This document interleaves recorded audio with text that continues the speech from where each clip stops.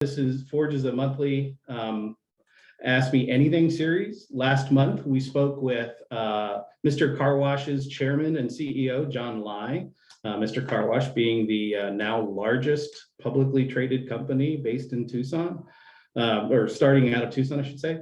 Next month, we're going to do a special AMA where we're going to have ecosystem pitches. So members of our community ecosystem, entrepreneurial ecosystem, will each give 5-minute pitches on the services that they provide.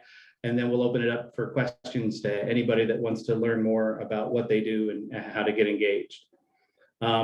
If you don't know what Forge is, well, Forge is the University of Arizona's entrepreneurial mindset and workforce development unit.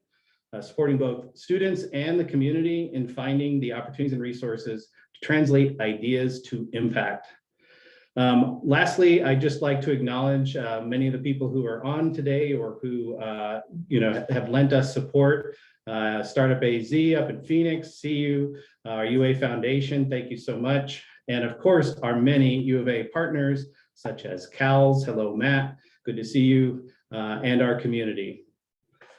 So, with that, you've all been given biographies, so I'm not going to spend time doing that. Instead, I want to introduce the gentleman to my left, your right probably, Kevin Groman. So Kevin, we're gonna, I think, have a conversation with the camera, but so that we're not making people stare at the sides of our heads. But tell me a little bit about the beginning of your story, going to school. What did you study? Were you a good student? And are you doing now what you aspired to then? It's a great question. The answer is I sort of am in a way. I think it's important to know what your brand is, even when you're in college, and it should be consistent throughout your life, you would hope. And you obviously develop and have a growth mindset. That's something that should be from very early age. Very early age, I was thinking, actually when I was 6, I don't know why, but someone asked me what I was going to do when I grew up, and I said, I'm going to be a corporate attorney doing mergers and acquisitions. So if you think about a 6-year-old kid that nobody in my family was a lawyer, nobody was in corporate America, this is like, I don't know why I said it. I don't know why I wanted to do it. It obviously shows how demented I am. So I guess it's a great preface for the rest of the conversation that we're going to have today. But and so I went to school, got an accounting degree because I thought that'd be a good base for that. It's the backbone of business, and then went to law school and thought that I would go into corporate America, and I basically did that right away and started to work for some large companies, some Fortune 500 companies, and worked my way up through the ranks, and then started to be more of a business person in these companies. So you had a very interesting, we'll say, detour along the way in your life, your career. Now you can't tell because sitting down, we're both the same height. But I had absolutely no hope at a professional beach volleyball career. You had one. You were actually a professional beach volleyball player. So I don't think the majority of people on this are probably professional beach volleyball players either. But are there some lessons that you could share that you took away from that experience that you found that you're able to apply today? Yeah, well, first of all, it was a heck of a lot of fun. I did that during college, and then even into law school. So it was just a fun thing to be able to fly somewhere on a weekend between classes and go, play on the beach for a little bit. So it was very cool to be a part of that and experience. But I'll tell you a couple things that it became a foundation for me, and a couple things. And one of the things, I'll just tell you a quick story about. There's a thing called the King of the Beach tournament, where you play sort of individually, but with different partners, and it's sort of a little bit of a technicality about how it plays out. But in any event, I happened to win that tournament, and it was down in Clearwater Beach, Florida, and it should be a highlight of your career. And I sat there on the podium, the 1, 2, 3 podium, and it was really an empty feeling. I didn't realize why it was such an empty feeling for me. And you give your check and your gifts and whatever else. And I sat on the beach after that win, and it was like, what was missing? And I realized at that moment, it was very clear to me that there was nobody on that podium to high five, that we didn't do it together. And to me, that was a fundamental sort of recognition for me. It's like, whatever I do, I got to make sure I do it with people and people that I care about, and to win together is much more fulfilling than when you just win individually. So that was a big sort of aha moment. And the other thing that I would just touch upon was in sports, and this is just generally speaking, people don't, it's very easy to make decisions, and you make decisions that are for efficiency, for energy, you eat the right things, you pick the right teammates, you play the right people. It doesn't matter, the color of your skin. It doesn't matter if it's, gender, ethnicity, religion, all those things don't matter. You put the best person on the court or on the field or on the beach that you need. And to me, it's like, what do you do to maximize everything you do and to try to be the most efficient with the natural resources you have? And that was really sort of I would say the foundation or the birth of my thinking about sustainability. It really is key that, if you reduce your needs on natural resources and become more efficient, then it really will help you in the long run. So those two themes sort of ran through that continue throughout my career. Excellent. Well, we will come back to the sustainability question because I definitely want to touch on that. I think anybody that knows me and knows Forge knows just how very directly and heavily involved we are in sustainability, and I call it the counterpart of resilience. So I do want to come back to that. But so you then had this really fascinating corporate path that included PetSmart, RSC, ECM, and then now today you have Crown Canyon and Sonoran Founders Fund. Can you tell me just a little bit about that path, and in particular, were there things, for example, from the PetSmart era that you're seeing now, or you could take forward and you're involving with Sonoran Founders Fund and Crown Canyon? Yeah, well, certainly, I was blessed to be with some great companies and with some great leaders, and I really feel, honored that I had those experiences. And being in big companies like PetSmart and RSC, and I took RSC public. We were the second largest IPO when I did it here in Arizona. Almost $500 million at the time. And then we sold that one for $4.2 billion in 2011. And then I became CEO of ECM Energy.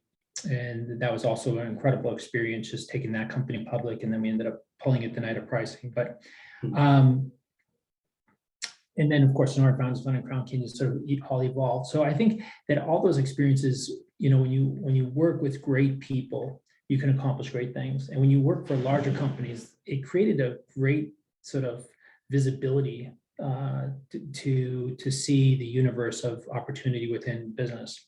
And so I was really blessed, again, going back to my 6-year-old self, when I wanted to go into mergers and acquisitions, I became the guy who went in and started to negotiate the mergers and acquisitions at every company I basically worked for. And you learn so much about the company you're acquiring that you become sort of the, not just the deal maker, but then you start to work on the integration, and you start to work on, the people side of the business, because you're the one that's most intimate with it, because for every merger and acquisition you're negotiating, not every single one closes. So, there's multiple ones. And so other people aren't really involved in the process for the most part until after the fact. And after the fact, you have so much knowledge about the company, you become a resource. And I think that's one of the lessons learned. I think for me, in my career, when I look back at it, being young, I was one of the youngest vice presidents at PetSmart at the time. And I became sort of really an expert on the issues of the day. So it didn't matter if it were the dot-com period, it was Y2K, if it was Dodd-Frank and Sarbanes-Oxley, whether it was, the crash, whether it's, Obamacare, all these opportunities that were, impediments for people. If you became the most knowledgeable and really put yourself and learn as much as you possibly can, you really can position yourself to help your company as much as you can. I think the key is to try to make value throughout the process, and seeing great people around you really was a basis for that. So I really do, I have a lot of respect, and I find myself saying a lot of the same things that when the CEO at PetSmart would say, and learned from those leaders, certainly. So you touched on something which I know we talk to founders a lot about, which is the importance of team, and really surrounding yourself with talented people. how did you come to understand where your strengths and weaknesses were, and what did you follow an approach of surrounding yourself with people who helped shore up the things that maybe weren't your strengths or interests?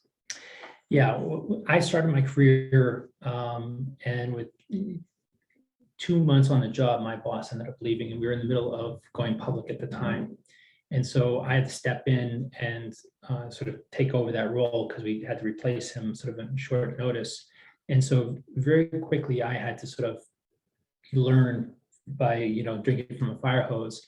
And I was really blessed that I was able to reach out to a lot of great people around me, whether it was outside counsel or the accountants or whomever it was, and learn from them. So I think that's part of the issue is, how do you tap into the expertise around you? One of the most important things as you're hiring people is hire people better than you, right? In each of the aspects, and you get so much more out of them. And then also try to empower people. And I think that that's really one of the things that, I learned from a guy that he talked about a scenario where he was promoted, probably over promoted from his skill set. Someone saw some potential in him, and he was failing at the job. And so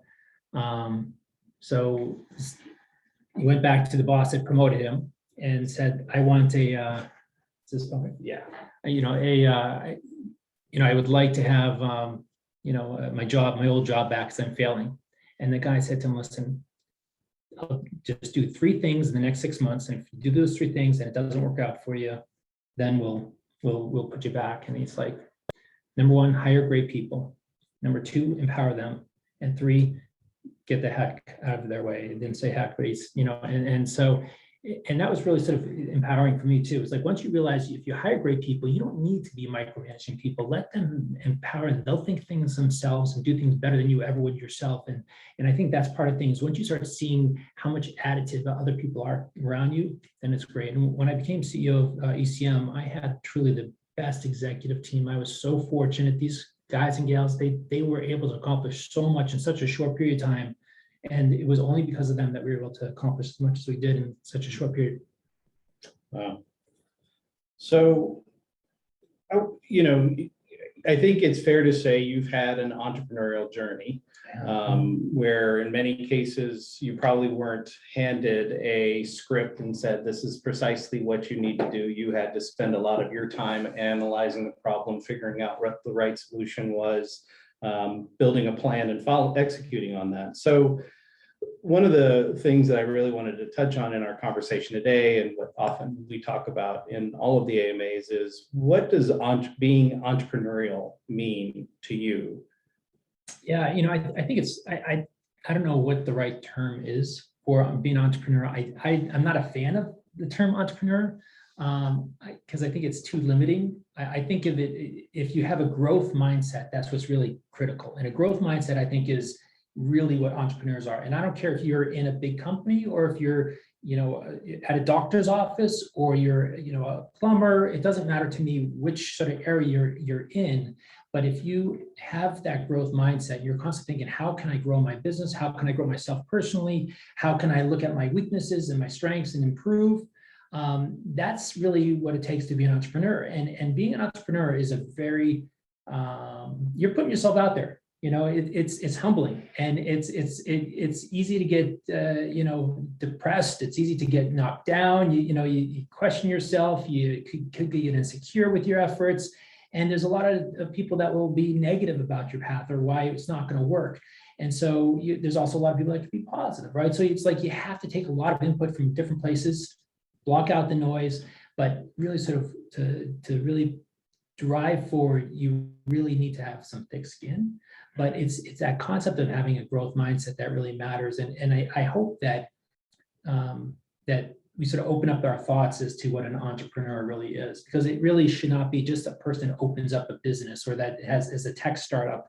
There are so many different ways you can be an entrepreneur.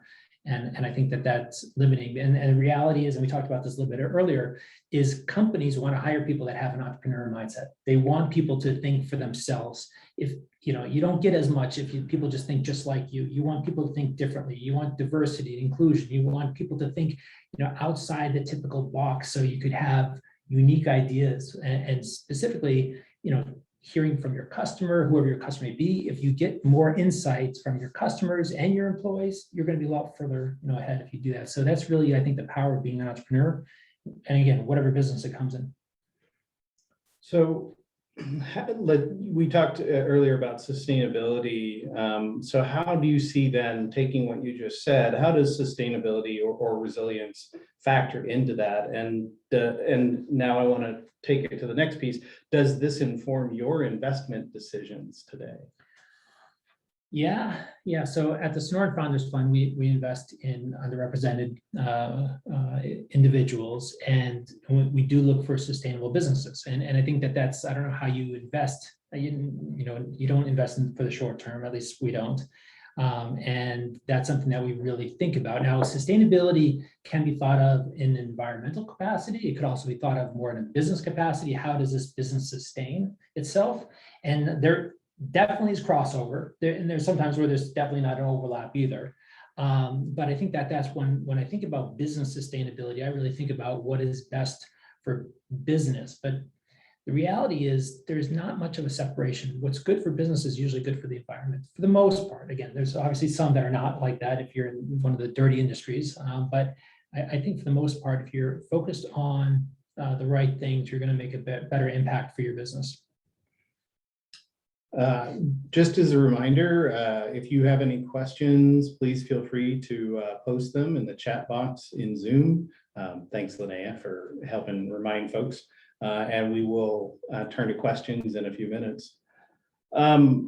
So just to kind of cap off, you talked about the type of companies that you invest in with Sonoran Founders Fund, and I know you've been particularly active in trying to give back to the community and recognizing kind of the path that you've had and thinking about that. And you mentioned in your own profile focus on justice, and I'm interested in understanding or how do these how do they color your world and where you focus your time and energy today? Yeah, it's a great question. So I sit on the Supreme Court's Access to Justice Commission, and so we sort of look at opportunities within the legal system of how to make justice more accessible. And it's it could be as simple as self-help forums. It could be as simple as of making sure it's in a variety of languages, videos online, great websites to help. But it also could take the form of trying to encourage pro bono engagement by attorneys. And then it expands beyond that to how do you make it just for people to be able to do almost anything. So I spent a lot of time recently with the Afghan refugees that are coming here into the country. I just spent 2 weeks down in Fort Bliss. And I was sitting there helping on one of the desks, the early departure desk, and I got to know a lot, had hundreds of people come through, a lot of individuals that are there. And just to take this as a microcosm and just sort of as an example, you'd sit before somebody that, when you think about refugee, and it's another term that I'm not a big fan of, it's sort of asset framing, right? You were defining someone at their sort of their worst moment probably in their life when they're leaving their home and everything else, and they then tagged, a refugee. And instead, and you may have images in your head about what a refugee is. And instead, if you realize the people that were sitting in front of me, I remember one in particular, a husband and wife, she spoke 12 languages, he spoke 11, she worked at the embassy, he was an MBA, she had a law degree. I mean, they're just like an amazingly successful, couple. And that could be replicated by hundreds of people that I saw down at Fort Bliss. And, that's a great example of having justice. There's so many incredibly talented people that we have in this country, whether it's, coming as a refugee, whether you're coming from other countries through other means, or even out of schools. There's an incredible amount of talent out there, but how do you tap into the talent and how do you make connections? And I think that's one of the things that I really try to focus on is how do you make meaningful connections so people can have a fair shot. And so again, why it's Sonoran Founders Fund, I really like it. Again, this is selfishly driven. And again, I love capitalism as well. So too many times if you have a Yale MBA and you want to raise money and you go to Palo Alto or to New York, you're not going to have too much of a problem necessarily getting into those networks. You understand the process, you have someone you can meet with, you could have someone, but there's a whole lot of other people, whether you're on one of our reservations, whether you're, in South Phoenix, whether you're down here in Tucson, that you don't have those opportunities to tap into the capital that exists, and it may not also fit the typical form that people are used to seeing. So, having people have access to those, and again, why I think it's sort of capitalistic in my perspective is because they're underrepresented. Not too many people are taking care of these individuals, right? In terms of capital raising, and so, we are getting outsized returns in our fund because we are tapping to people that other people usually glance over, but they are great entrepreneurs. And so again, it's that whole thing of, and I'm sorry for, spinning here, but we went around a little bit from the access to then giving access to capital is another thing, right? But access to justice is a really critical component too. But it's like, the whole thing needs to work well in your community. And I think that's part of the concept of why I believe in access to justice so much, because if it's not just for the legal system, whether it's, again, the way that the police enforce the rules, or whether it's the corporate, commission enforces their path, or how you become an LLC, or however, you have to have it be just in order to have people play on the same playing field. And too many times in our history as a country, we have not had a level playing field. Other people have gotten ahead, faster than others. That's why I love what you're doing down here at the Forge. I think that you're making it accessible for startups locally. You're also making it available for your students here. And I think everyone's getting a fair sort of shot at having those opportunities.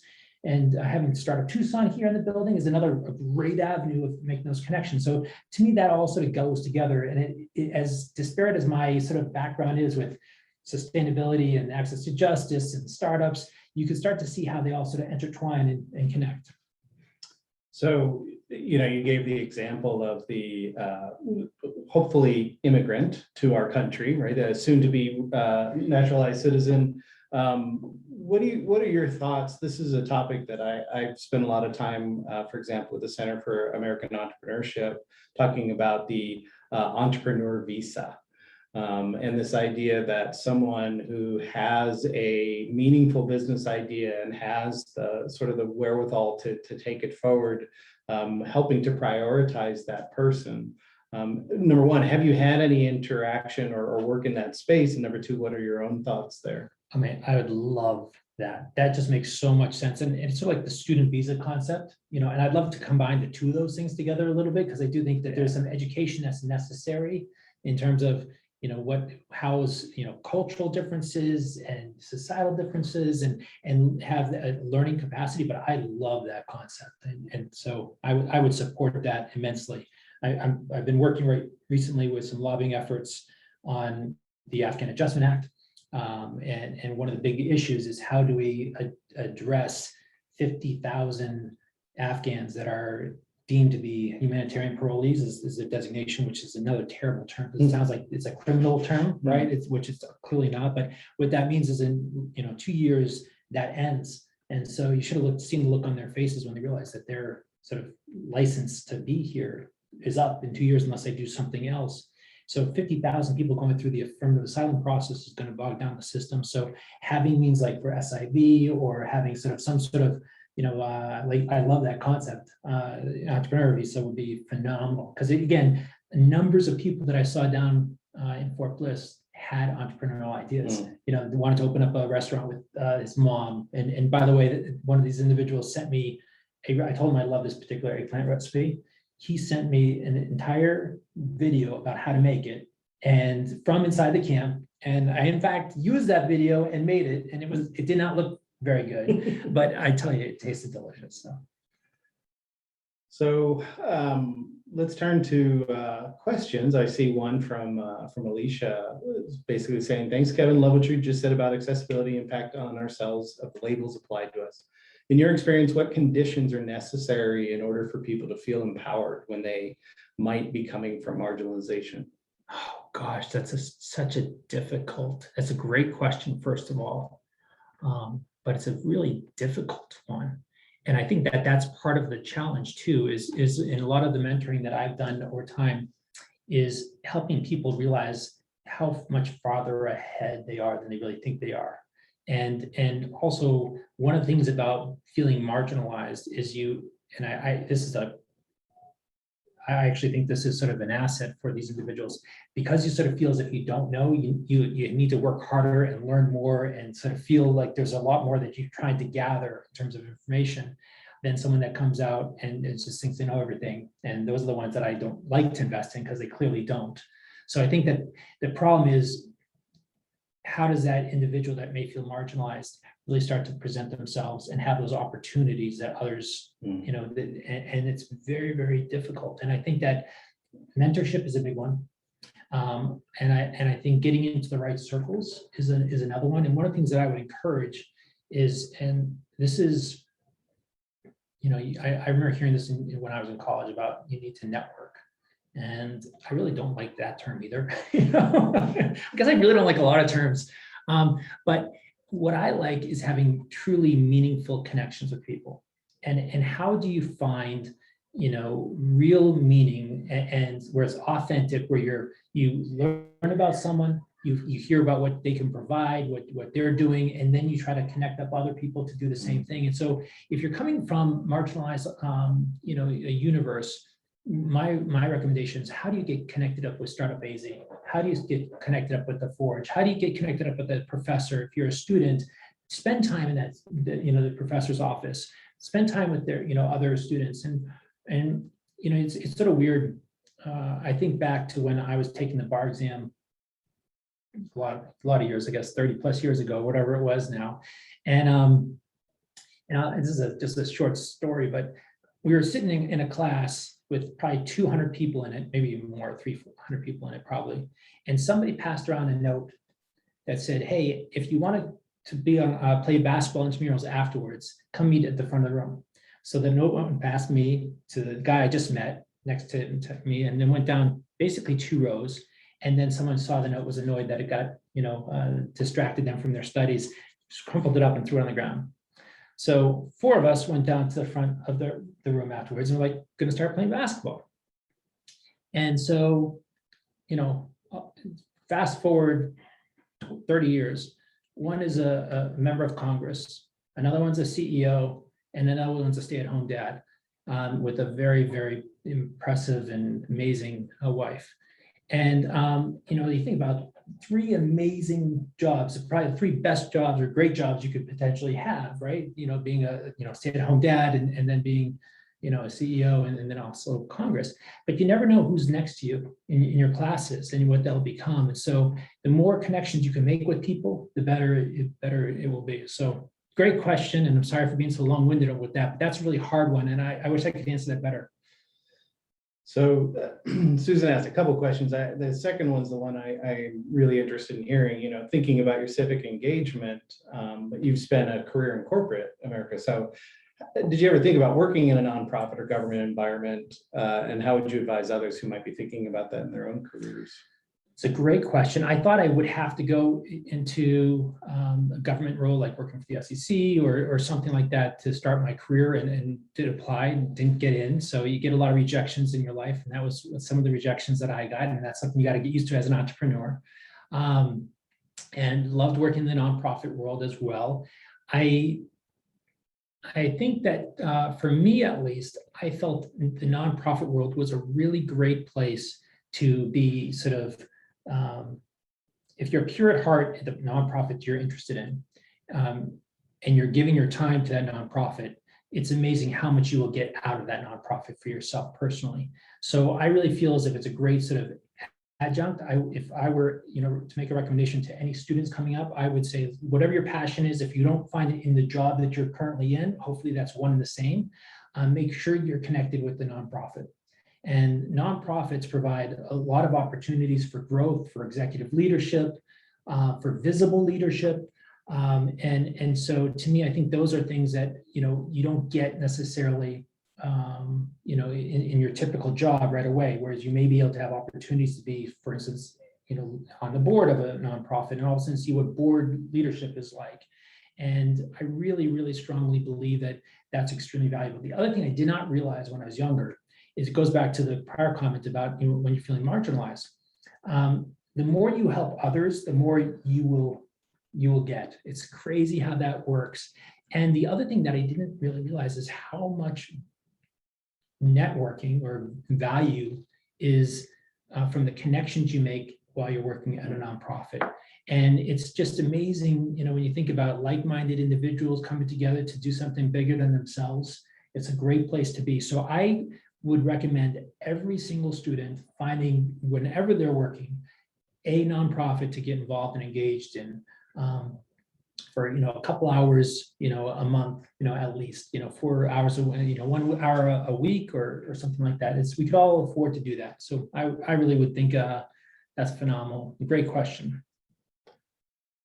So you were talking a little bit about kind of this set of different roles or settings, and I want to come back to our favorite topic, which is the entrepreneurial mindset and being an entrepreneur, because I think most people probably start out with a plan in their mind. I'm going to be X, I'm going to do X. And so they start down that path. And college, of course, is one of those notable moments in life where we feel as if we're cementing some path in our future. And yet I have to say that almost without exception, I know very few people who really ended up doing the very thing that they majored in. They end up using that as a building block, as a stepping stone to other things. So you were talking about both the corporate world you've been in, the not-for-profits, and I imagine that all of this to me circles around this critical thinking, being able to assess a problem and provide creative solutions to the problem.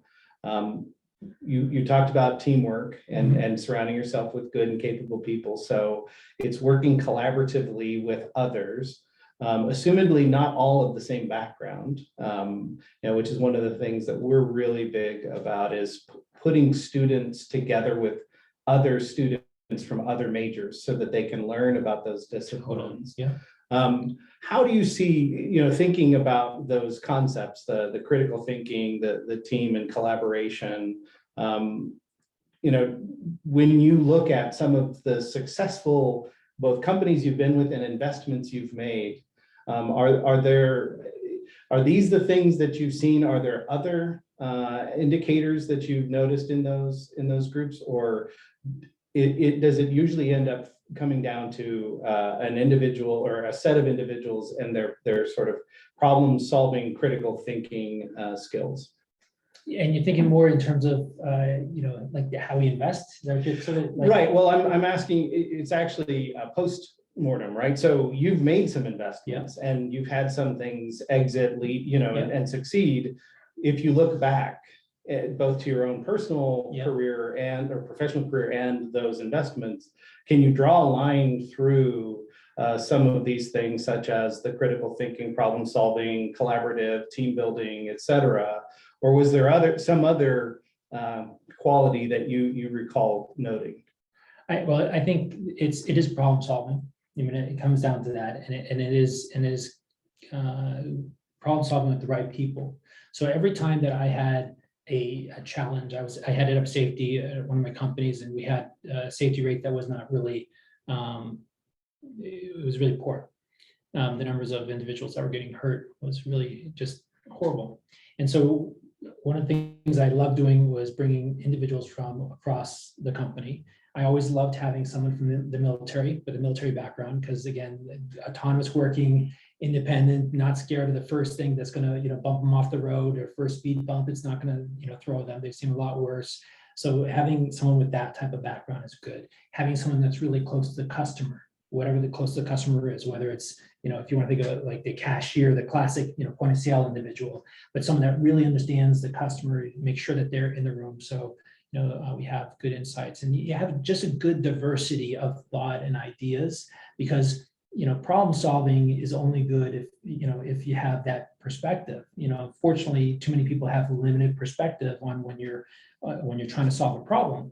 And I think that's the other thing, is too many times if there's a mistake of entrepreneurs, is they think that they need to solve the problem themselves, and also leadership. And I think as you get a little bit further down the path, you realize how valuable it is to get those other perspectives. And you don't need to have the answers. You just need to have great people that help you with that. So I think that's part of the effort. I will say, I do think that there's a combination when you think about the successful investments made and entrepreneurs that we invest in. I've had a couple of circumstances where I came with a check in hand to sit down with an entrepreneur and to give that check to that individual, and ended up pulling it back. The individual probably didn't know that I had the check in hand, but sometimes there are things that happen in those discussions where it just, unfortunately, it's sort of a kiss of death. And one of those things is if you're too arrogant or egotistical, or that if you don't see the blind spots, your own blind spots, I think that's critical. But I really think about investing in a very simplistic way. A lot of times you hear about the jockey and the horse, the jockey being the entrepreneur, the horse being the product. And I think of it even expanding that a little bit further, to take the analogy further. You look at the training team that trains the horse. How good are they at taking care of that horse, and how good are they at taking care of the jockey, right? How much do we care about people? How good is the race? Who's in the race with you, right? How is the competition, and how good is the prize at the end of the race? Is it a race worth running, right? And you have to have all those components. But if you have any one of those that are not there, so if you have a great entrepreneur, but they have a terrible team, well, I'm not sure they could be a great entrepreneur without a good team. Now, maybe it's just a matter of time and maybe timing. They have the opportunity and the capacity, but you have to look at all those things, and then you can make good investments. And fortunately, for our first fund, we've done really well on those investments with that sort of mindset. So it is a combination of a lot of things. So this is, I don't know how to frame this question, because you were talking about the situation of the investor who showed up, and you actually ended up pulling the check back because I guess the best way to characterize it is founders who are not self-aware, who don't necessarily, either they overestimate their own importance, the value of the company they represent, or perhaps they don't know where their own blind spots are. And I know that comes up again and again with founders where they don't necessarily understand the things that they're not good at, and they have yet to put the right group of people around them to shore those holes up. I know we've got a handful of founder CEOs on today, many of whom are actively fundraising or about to start that. I know there's not a generalizable piece of advice, but if you're going to be pitched by someone who wants seeking investment, what would be some of the guidance you would offer them? Wow, yeah, that's tough. I've seen probably over the last 4 years or so, probably over 1,000 pitches. So I've seen a lot of pitches and had a lot of pitches. I think, it's amazing, especially in the Founders Fund. We have a lot of LPs, the limited partners that are involved. And one of the things I love more than anything is to have an LP that has that direct experience with that company. So not only you invest in that company, but you have somebody that knows that industry intimately well, can make connections, and sort of exponentially impacts. But so often the entrepreneur doesn't know who's in the room. They don't understand the value of that connection, and doesn't realize that one individual has connections to Fortune 500 companies that could probably triple the top line in a month or two, right? It's just exponentially impactful. And sometimes a question is made, and that's not really a question as much as it's sort of trying to get the insights. And when the entrepreneur thinks that they're the only one that has the answer, that's, I think, sometimes a red flag. And I think that being aware, and one of the things I think being an attorney, I think helped me, was a lot of times the question being asked is not really the question being asked. And how do you understand that? And how do you sort of think through those things? And it reminds me when I was going public with ECM, and you go on a roadshow where you have 8 to 10 meetings. Now they're all done virtually, which is so cool, instead of flying all over the country like I had to do. But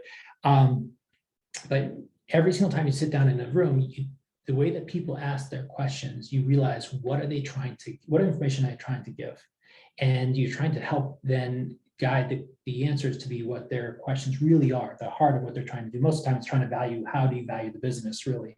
Yeah. But I think that is part of it, is how well do you listen, right? How well are you coachable?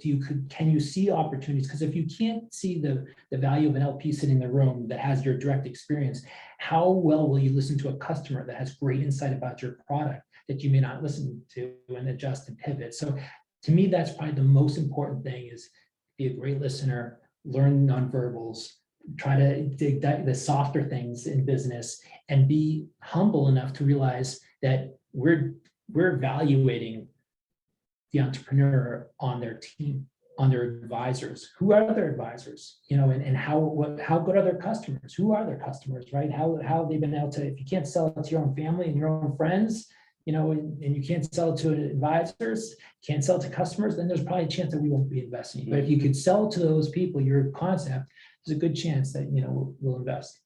So know who's in the room. Yep, huge. Do your homework ahead of time. Yeah.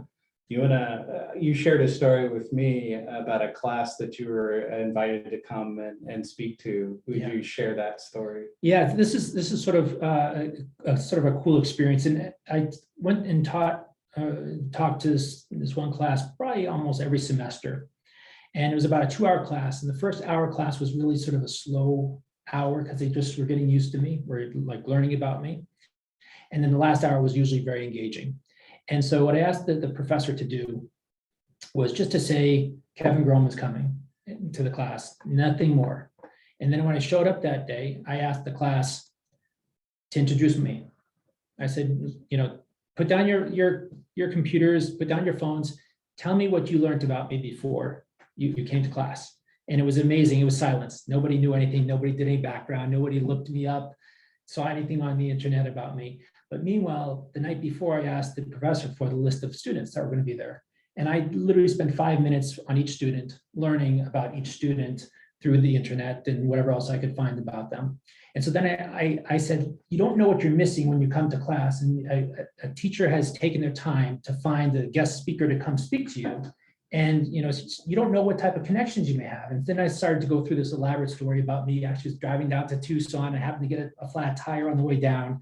And by the way, there was someone in the class that had a flat tire like that weekend. And so all of a sudden you saw her eyes light up.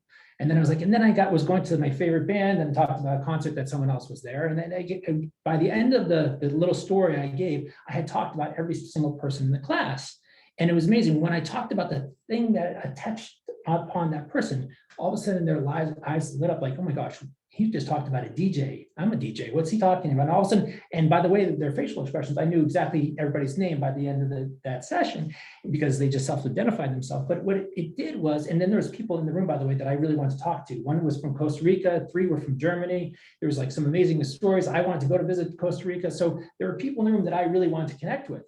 And so by the end of that time period, it's like, all right, put down your open up your computers now, research just for 10 minutes and find some stuff out that is interesting to you about my career that you want to ask questions. They did some research. And again, after that, the question just flowed and we started to create connections between people. And I think that's really the key is it is a missed opportunity when your professors or even just your professor learn about them, right? Learn about the guests that are coming in, learn about the people that you're going to be pitching to. If you're a startup and you're going to be sitting in front of an investor, you don't know that person may be, an incredible resource for you that would love to connect up, with their network. So take 10 minutes, learn about the individuals, and have authentic connections. And I'm not trying to say be creepy about looking people up. And I'm also not saying, just find something that's tangential. Oh, we both came from Phoenix, Arizona. It's like, okay, that's not what I'm talking about. It's like, have true curiosity. And I think that's part of it. But I think that if you could find a way to connect with people, it's amazing. It may not be the relationship and the impact that it has today, but the next time you pitch, there may be a connection. And I can't tell you how many times that comes back. And one of the things that I also encourage founders and students to be grateful. It's to think back about who was the teacher that gave you some great advice. And it's amazing, high school teachers can be so impactful. Imagine if you're sitting in class right now or after class and think, I keep on thinking and I keep on hearing that same professor who told me blank. And you write a thank you. By the way, I just want to thank you. I hear this over and over again. And just you don't know how much that's going to impact that professor and make them feel good, right? And it's a nice way to connect when you're grateful. Thank your folks, but thank everybody who's successful. I don't care which entrepreneur you're, if you're Elon Musk or anyone else, there is a team of people that have helped you get to where you are. And it's really amazing to be grateful for those individuals. So anyways, that's probably my soapbox. Sorry for standing on it for so long. No, that's great. And we definitely try to make a point that it takes a team to succeed. We generally push against the solopreneur concept simply because when you get to the complexity of an entire company, there's just too much for any one person to be able to hold inside their head. And frankly, you become something of a human liability from an investment point of view, right? Yeah, if you're it and you go away, what happens to the company? So that's true.